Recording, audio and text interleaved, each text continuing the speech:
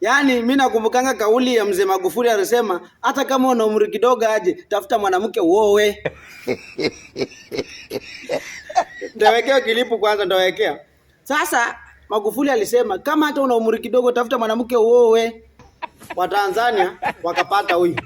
Watanzania wameogopa kuoa juu wa mama. Imagine vile tunaongea vile Magufuli kwanza hebu waambie hata kama uko mdogo namna gani ila utafute mwanamke uoe.